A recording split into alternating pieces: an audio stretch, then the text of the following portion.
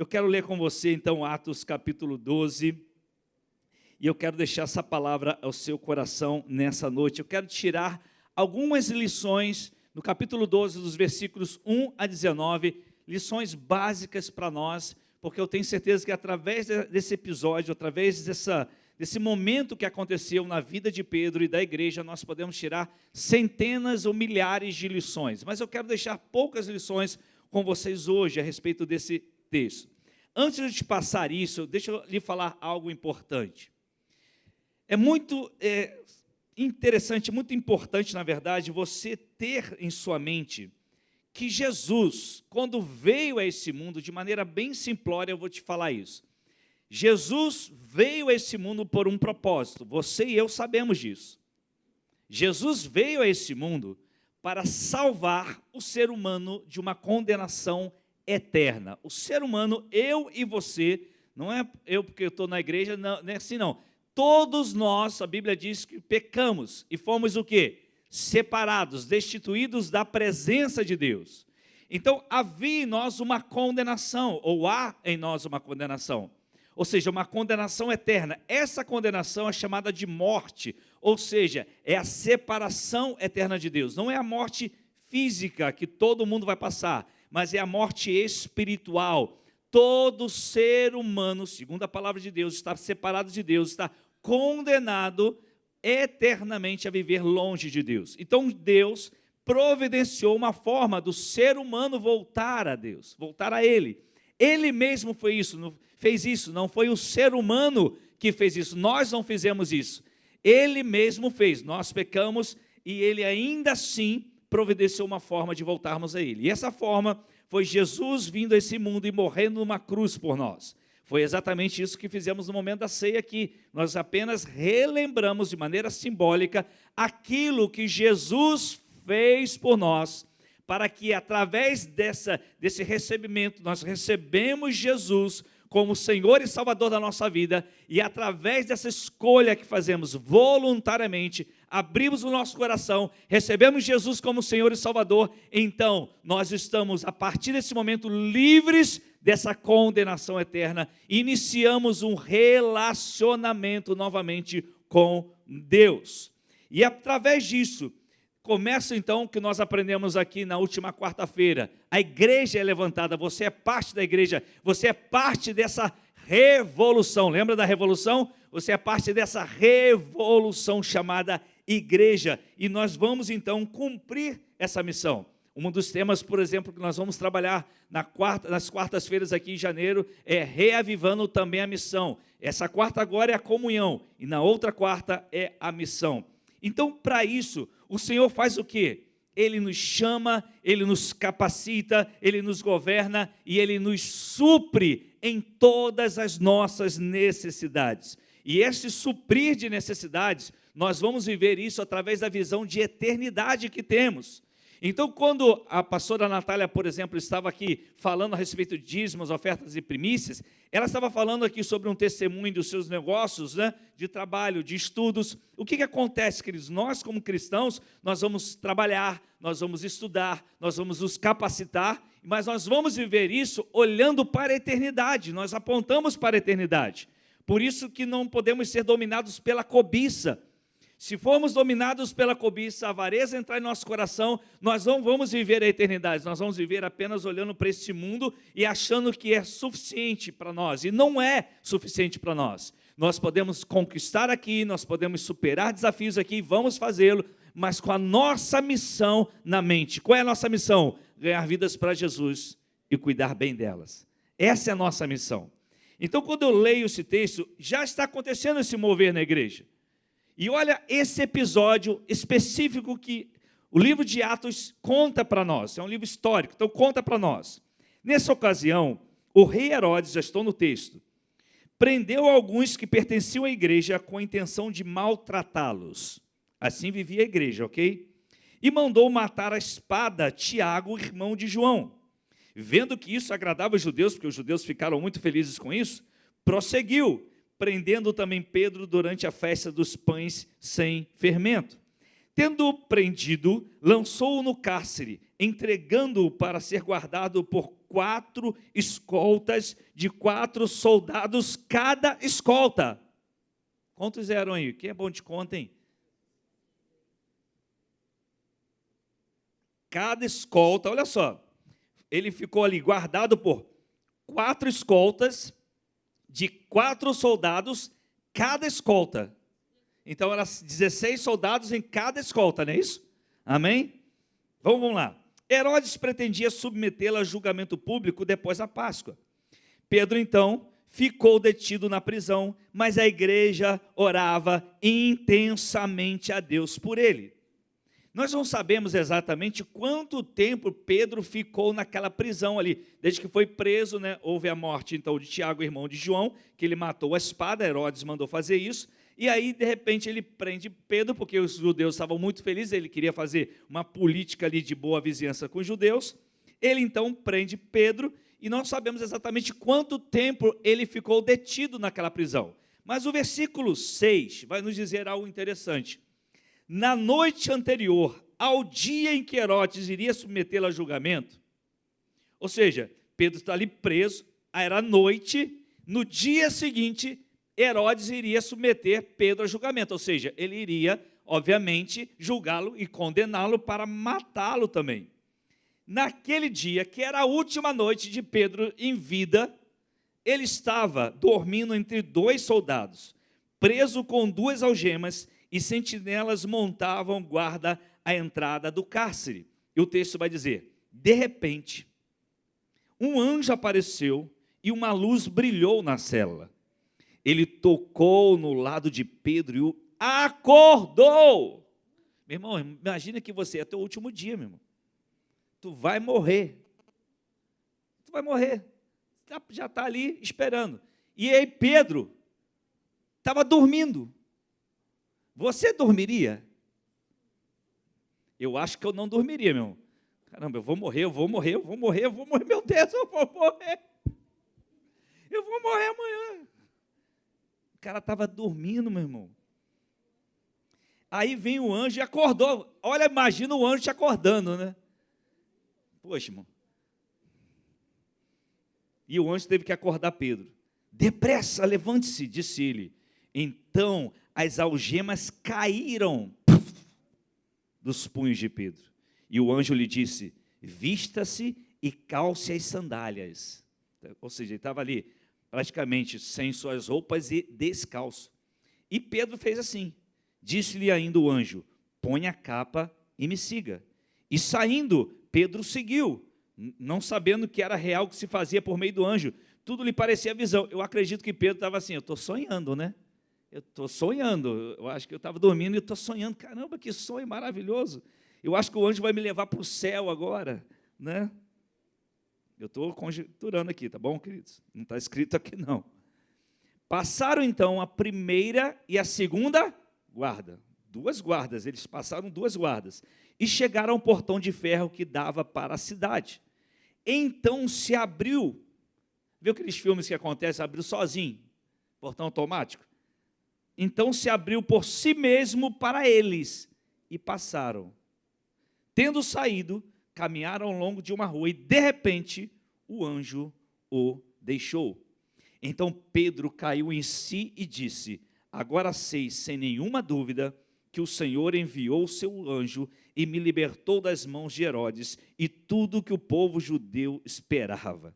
Percebendo isso, ele se dirigiu à casa de Maria, mãe de João, também chamado Marcos, onde muita gente havia se reunido e estava orando. Pedro bateu a porta do alpendre e uma serva chamada Rode veio atender. Ao reconhecer a voz de Pedro, ela nem viu, ela só ouviu a voz de Pedro. Ao reconhecer a voz de Pedro, tomada, ela ficou tão feliz que ela correu de volta, mas ela não abriu a porta. Ela, é Pedro! E voltou, ao invés de abrir a porta, ela ficou muito feliz com aquilo. E exclamou, Pedro está na porta, gente. Pedro está na porta, aí pessoal, está todo mundo orando. Senhor, liberta Pedro, Senhor, liberta Pedro. Pedro está na porta. E eles disseram, você está fora de si, você está maluca? Insistindo ela em afirmar que era Pedro, disseram, deve ser o anjo dele. Depois o pastor Jorge explica sobre essa teologia aí. Deve ser o anjo dele. Mas Pedro continuou batendo, e quando abriram a porta e viram, ficaram, é Pedro, perplexos. Mas ele, fazendo-lhes sinal para que se calassem, fica silêncio, descreveu como o Senhor o havia tirado da prisão, disse, contem isso a Tiago e aos irmãos. Então saiu e foi para outro lugar. E aí que aconteceu com os soldados, coitados? De manhã não foi pequeno alvoroço entre os soldados, conta o que tinha acontecido a Pedro. Fazendo uma busca completa e não encontrando Herodes, fez uma investigação entre os guardas, e aí sobrou para eles, e ordenou que fossem executados. Aquelas escoltas todas foram mortas por Herodes.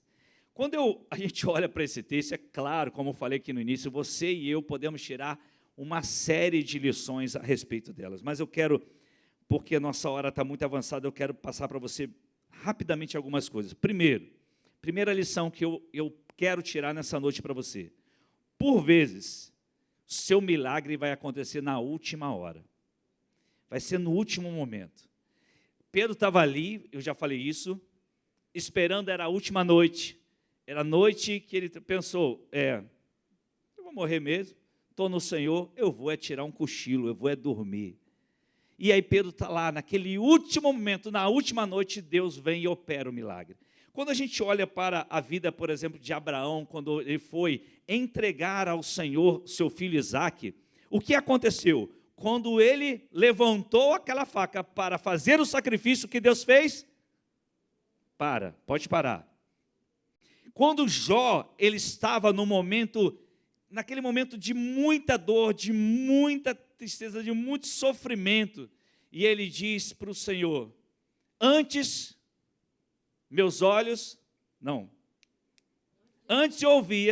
eu te conhecia, de ouvir falar, mas agora meus olhos te veem, e ele glorifica ao Senhor. Eu já preguei isso aqui uma vez, e eu acredito que Jó, naquele momento, ele já não aguentava mais. Eu acredito que naquele momento ele estava no limite de suas forças, e eu também acredito que, como o diabo tinha feito aquilo contra Jó por permissão de Deus, o diabo já estava ali, agora já era, mas ao invés de Jó murmurar contra Deus, Jó vai e diz isso, antes eu te conhecia de ouvir falar. Eu acredito que ele já estava com a voz, eu não aguento mais, antes eu te conhecia de ouvir falar, mas agora meus olhos te veem. Aí o diabo, que pensou que ia vencer, tomou a lambada naquela hora, perdeu, e a Bíblia conta que Jó foi abençoado 4 vezes mais. Tem hora, meu querido, que você vai chegar num limite, sabia disso? Mas Deus, ele não te abandona. Você precisa entender isso. Talvez você hoje está passando uma batalha, uma guerra, uma luta, eu não sei o que está acontecendo na sua vida, mas que talvez você pense assim, gente, eu estou no limite, eu não aguento mais, eu não sei. Se Deus ainda não te respondeu, é porque ainda tem mais uma gota aí para você aguentar, né, Marquinhos? Você vai ter que aguentar. E quando Deus falar, chega, Ele vai estender a mão e vai dizer, agora eu vou enviar o anjo. Ele vai fazer cair as algemas, Ele vai abrir as portas, Ele vai te abençoar. Ele vai tirar você desse estado em nome de Jesus. O que fez Pedro viver aquilo, é claro, era um propósito de Deus. Deus iria usar Pedro poderosamente, era um grande líder na igreja naquele tempo. Deus queria usar poderosamente Pedro, assim como Ele quer fazer na sua vida. Não pense que você já acabou, não tem mais jeito. Quando você pensar que não tem mais jeito, aí você está entregando a sua vida ao Senhor, está dizendo, Senhor, não sei mais o que fazer, agora faz o Senhor. Eu estou entregando a minha vida em tuas mãos. Deus vai agir na tua vida. Eu creio que Deus fará isso. A segunda lição que eu queria deixar para você é que um milagre não pode ser uma surpresa para nós.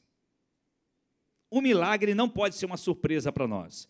Se nós estamos orando, é o que nós estamos esperando. Amém? Então não pode ser uma surpresa. O que nós temos que fazer? O que Rod fez?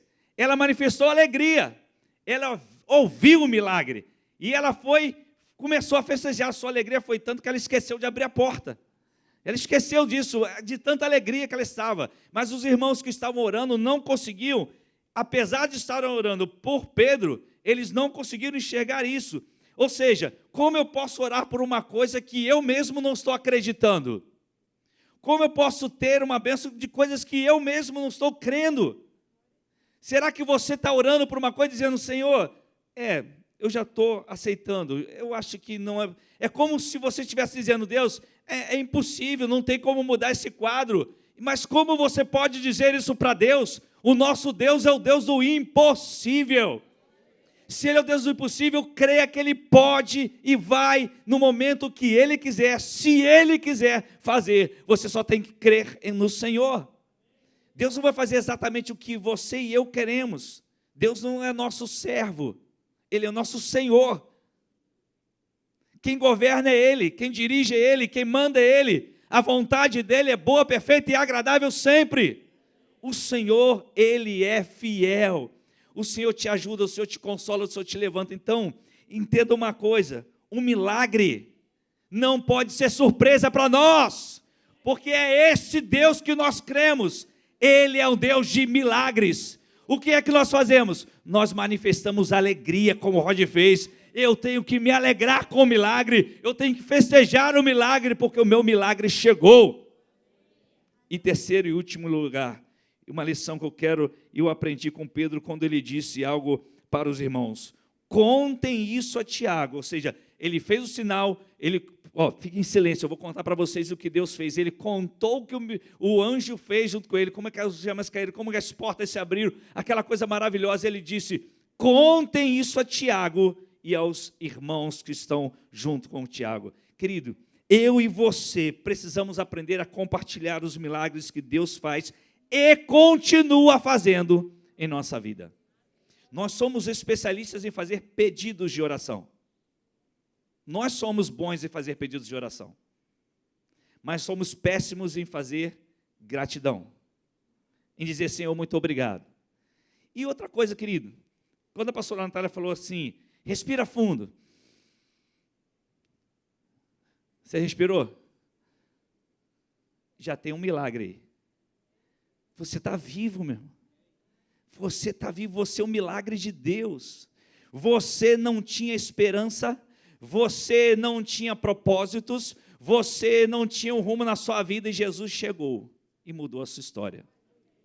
Vou aproveitar Marquinho aqui hoje, porque eu conhecia de muito tempo. Posso, Marcos? Fica à vontade. Muito tempo também não, né? Tanto tempo assim, né? Ele é mais velho que eu um pouquinho, né? Mais novo nada. Quem conhecia o Marcos? Mas aprontava, irmãos. Aprontava, Jesus. Ainda aprontou comigo também. Não muito. Um dia eu estava chegando à faculdade. Sabe o que eles fizeram? Esse abençoado fez? Aqui tinha essas guindas, mas não tinha essa fábrica, tinha nada disso, né? Já tinha uma casa ali, alguns lembram disso, isso faz pouco tempo. E aí, nós morava aqui quase ao lado, e eu vinha da faculdade, lá em Niterói. E esse abençoado, junto com outros amigos meus, né? O que eles fizeram? Eles disfarçaram de ladrões, ficaram escondidos no mato, e atrás do muro. Eu nunca mais vou esquecer daquilo. Correu eu e todos os alunos de Estefânia. Porque esse abençoado estava atrás do muro, com um bonezinho assim. Ó. Eu falei, já era, vou ser assaltado. E aí o pessoal do Estefânia que estava vindo atrás de mim correu. Eu falei, vou correr também, que eu não sou besta. Mas eles riam. Era essa turma que eu caminhava, irmãos, a gente andava. Era igual você, aprontava de tudo. Mas a gente se converteu, tá? A gente já era convertido, a gente apenas brincava, era uma diversão. E aí hoje, eu vejo o Marcos aí, celebra o Senhor pela sua vida, oficial, né? Oficial. Celebra a Deus pela sua vida, militar oficial, e glorifico a Deus por aquilo que Deus fez na vida dele. Ele pode contar um milagre, assim como você pode. Então, quando Pedro diz, conte aos irmãos, conte a Tiago, porque eles estavam sofrendo muitas perdas, queridos. Eles estavam sofrendo muitas dores. Tinha muita gente sendo morta por Herodes, muitos irmãos sendo mortos por Herodes. E aí Pedro faz questão, conte aos irmãos o que Deus fez. Ou seja, conte que Ele está movendo, conte que o milagre está acontecendo, conte para que vocês sejam fortalecidos. Meu irmão, aprenda a contar as suas bênçãos, aprenda a compartilhar as suas bênçãos, aprenda a dizer, Deus, muito obrigado, seja grato ao Senhor. Por quê? Porque a sua bênção fortalece os irmãos, a sua palavra nos fortalece, nos ajuda, nos abençoa. Isso é bênção de Deus, e isso é o milagre que Deus tem para nós. Então, quando Deus fez esse milagre na vida de Pedro, é claro, ele tinha um propósito, esse propósito foi alcançado, ninguém iria impedir isso, porque quando Deus age, ninguém vai impedir, você sabe disso, eu também. Agora, creia que Deus é o Deus que está aí, cuidando de você. Pode parecer que é a última hora, pode parecer que é o último momento, assim como Pedro estava ali, naquela noite, poderia pensar, eu vou morrer, mas vou morrer feliz que eu estou servindo a Cristo, eu não vou abrir mão dele. E aí, naquele último momento, quando você pensou, é o fim, vem Deus e abre as portas, de maneira sobrenatural, de uma maneira que você e eu não poderíamos imaginar. Celebre ao Senhor por isso. É esse Jesus que eu quero convidar você a recebê-lo. É esse Jesus que morreu na cruz por você. Agora, pastor, Deus pode fechar uma porta? Pode. Ele é Deus. Ele só apenas está dizendo assim, confia em mim. Confia em mim. Porque o mesmo Pedro que foi livre daquele dia, lá na frente, o que aconteceu com ele? Ele foi crucificado de cabeça para baixo. O mesmo Deus que libertou Pedro daquela prisão, foi o mesmo Deus que permitiu que ele fosse crucificado de cabeça para baixo, como diz a tradição, né? Ele morreu por Jesus. Ele morreu pelo Senhor. Então, o que você tem que fazer e eu preciso fazer? Confiar em Deus. E deixar com que Ele governe a nossa vida. E saber que Ele é o Deus, que Ele pode fechar uma porta, Ele pode abrir uma porta, e Ele pode fazer qualquer milagre. Um milagre não é surpresa para nós. Um milagre é motivo de glorificar ao Senhor e nos alegrarmos em Deus. Amém? Você pode dar um aplauso a Jesus. Você pode ficar de pé em nome de Jesus. Dê um aplauso bem forte para Ele. Diga, muito obrigado, Senhor. Muito obrigado, ó Deus. Aleluia!